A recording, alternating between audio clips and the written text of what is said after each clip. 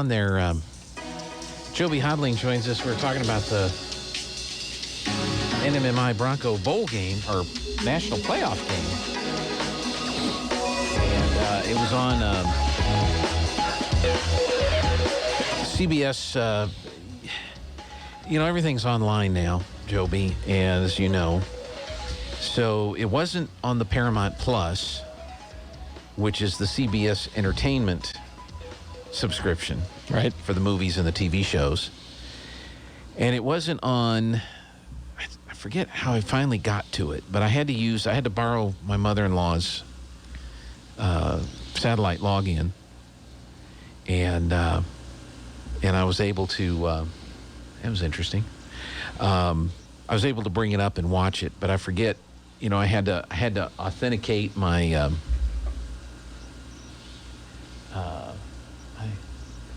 yeah, that's fine.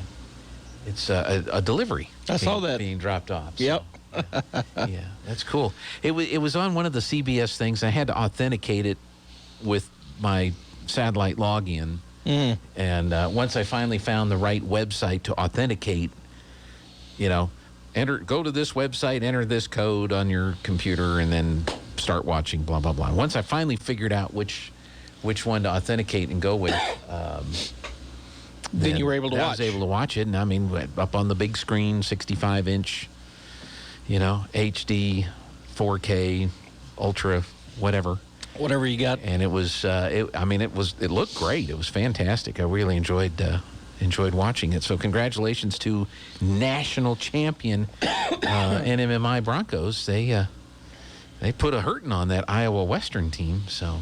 Yeah, and they were ranked number 1, Iowa Western, and New Mexico Military team ranked 3?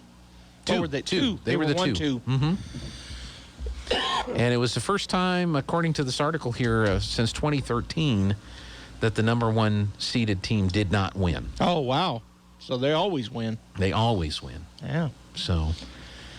And then they win for New Mexico Military. Then they put the numbers up. They had a little description of the school, and they put Iowa Western, Council Bluffs, Iowa, Omaha Market, 5,000 students, blah, blah, blah. Mm-hmm. Then they put up NMMI, 500 students. Mm-hmm. And they do have a high school with 500 kids, too. So, I mean, between the high school and the junior college, they got 1,000 students. 1/5 the size of Iowa Western. Wow. So... yeah, I got the impression the announcers had totally expected that it would go as normal and that the number 1 team would win. And it didn't happen. So, congratulations. Yeah, that's awesome. Yeah. I believe we have an Artesia guy, one of the coaches for NIMI, for New Mexico Military That's Institute. right. And their head coach, Coach Kurt, because I'm not going to try to say his last name, he was the interim coach going into the season. And got elevated to the head coaching position. And throughout somewhere in the season. So yeah, well, they had a spring season, right? Kind of like the rest of us in New Mexico in high school, and I think he was the interim coach for that. And then after that, he got named as the head coach, and he was the head coach for the season that they had. So heck of a first year for the guy. And you have to wonder, Joby, junior college players, and I know they're going against junior college talent. So there's a levelness of the talent that they're going against. But you have to wonder, why don't some of these guys get some college gigs or get into the NFL? Some of them do. And there's been a lot of times where well, let me back up and say this. So, junior colleges, I'm going to back up again. High school kids that want to play football in college, their dream, all of them, every one of them, is to play Division I football. Well, that obviously can't happen. So then you have Division II, then you've got Division III, then you've got NAIA Division I, Division II, and then you've got junior college. And the junior college route sometimes is taken by those athletes that maybe don't quite have the grades to get into one of the higher levels, the 4-year universities, any of the above that I'd said. Or if they've had issues off the field, sometimes JUCOs will take chances. And this is just based on my limited knowledge of having experienced some college football. in my family. And then sometimes even they come from Division I schools. So you've got D1 talent there. He's playing in the NFL now, and I can't think of his name. He's a quarterback. He went from like Auburn.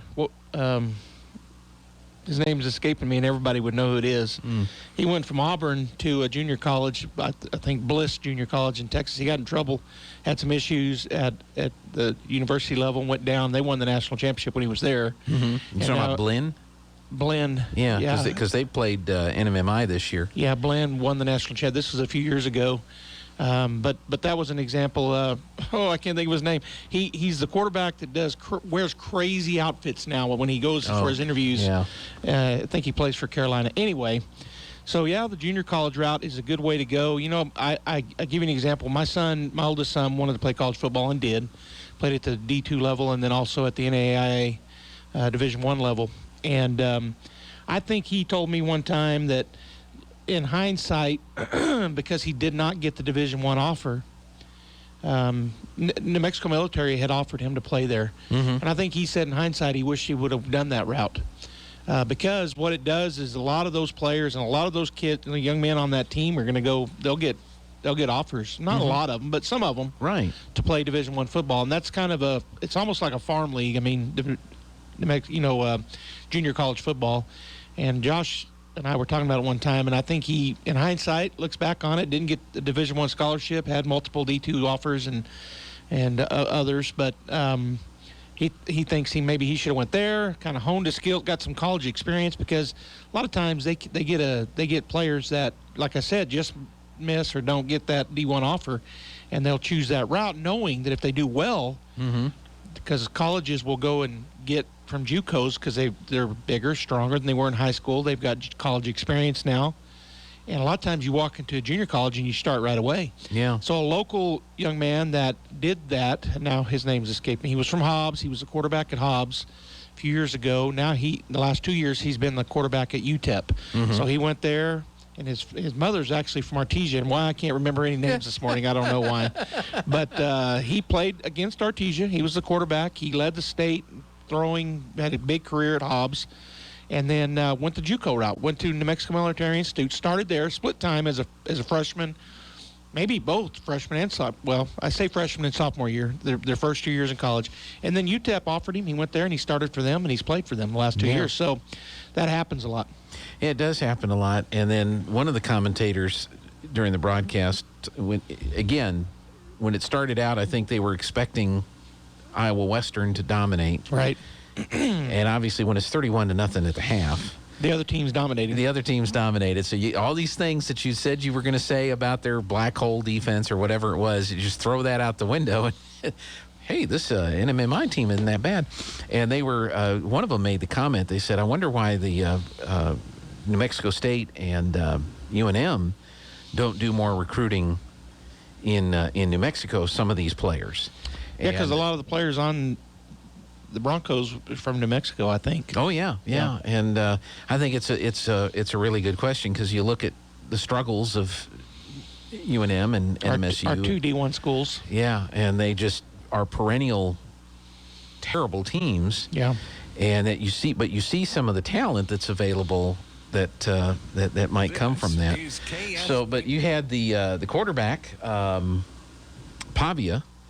I mean, he looked really good. And he was from St. Pius? No? I think he was a New Mexico talent, wasn't he? New Mexico talent. And then the running back, Grant, who did really, really well. But again, you got to tailor that with the fact that you're going up against similar talent level. Sure. But the fact is, though, that's right. They are. But it's play who's in front of you.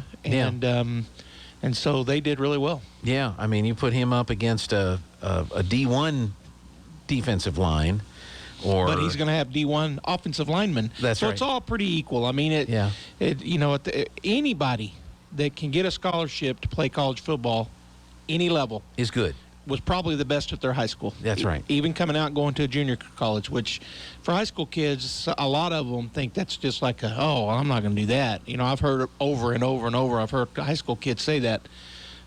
if you're good enough to get a scholarship, then you're the best at your high school, because there's not very many kids at the high school is going to get a scholarship to play any level of college football. Yeah. So you're right, though. I mean, it is but if he was playing at D1 level, he would have D1 talent around him. Mm-hmm. And so it all kind of evens out. It does. Hopefully, then at that point, your talent level rises to the to the level, because then because you're going to have D1 level receivers, and you're going to have opportunities to make D1 level mistakes, stuff like that he didn't make in that game. So congratulations to the Broncos, and they are the national champs. We've got about 4 minutes left. Is there any Pecos Valley Bassmaster fishing news today? Not any real news. I keep threatening to have a meeting, and I'm going to have one. It's just probably going to, obviously, I say obviously, with Christmas this week, New Year's next week. The plan is to have it the first 10 days, within the first 10 to 14 days in January. I'd like to start our season in February, and so that's my goal going in, is to have that meeting scheduled for our club somewhere between the first couple of weeks of January. So no real news. I know that last week when we were talking about it, and I was you and I were talking about the schedule, and you had asked about New Mexico lakes, and of course right now I don't know, but I said if we can, and if there's water in Brantley and the fish are still biting, hopefully they or will be, we'd fish there. And while we were talking, I got a text. I'm going to have a shout out to Lee Johnson. He had sent me a text. I didn't look at it until after we were done, but he sent me a text and said, "Yay, Brantley," and had a picture of a fish he had caught down there. So hopefully, we get to fish some Brantley tournaments this year, because it's so close. We're right here, and we can have those tournaments very easily. One-day tournaments that a lot of people that necessarily don't want to travel as far as we do, because of where we're located, because of the lakes, even our New Mexico lakes, taking Brantley out of the picture, traveling up to Conchas and Ute, that's still a 3-hour plus drive. So, because of where we're at, we got to drive as a club to go fishing. And it's more than just going to Brantley. A lot of clubs around the nation have a lot of lakes right around where their club is. So they don't have to travel much. When I went to the Kansas tournament, the guys that I fished with were just amazed as we were talking throughout the day. The 2 days I fished with other state, members, they were just amazed. They were telling me, well, they travel 10 minutes and they fish 10 different lakes. Whereas in New Mexico, for us, we got to travel 3+ hours besides Brantley. We got to travel 3+ hours to go fishing. So hopefully we get to fish some Brantley tournaments this year. When it was really a hot lake a couple, 3-4 years ago, we had kind of a bulge in our numbers in terms of people joining, because we scheduled a bunch of Brantley one-day tournaments, and we even did some half-day tournaments where we'd have Saturday morning was a tournament and Saturday afternoon was a tournament, so that people could, if they couldn't be there Saturday morning, maybe they could Saturday afternoon. We saw a big bulge in our membership, because there's a lot of people right here in our area, southeast New Mexico, that are interested in fishing, but they don't know if they want to travel 4 hours and stay 2 nights in a motel and all the expenses that come with that. So by having our lake right here at Brantley so close, if we can fish it, we tend to get some guys interested that will put their toe in the water, so to speak, and fish for a year. So I'm hoping that works out. And at one time, did you fish at Carlsbad down on the Pecos River? We have had some. We've never had like a full-blown tournament. We've had what we call jackpots, where a couple hours, where they're really not scheduled tournaments, but we'll schedule them. We'll say we're gonna meet on a Tuesday evening from 5 to 8 or something like that, and we may do that again this year. Yeah, just to try to make it a little bit easier for folks that can't do all the traveling. Right. What's the website people go to if they want to learn more? pvbm.club. And you can also follow us on Facebook, Pecos Valley Bassmasters. All right. Joby, thank you so much. Appreciate it. Thank you. You guys have a very, very Merry Christmas, and we'll see you with basketball here tomorrow night at Carlsbad. Yep. And then in Hobbs next week. But y'all have a great Christmas. Thank you. You too. All right. That's going to wrap up the good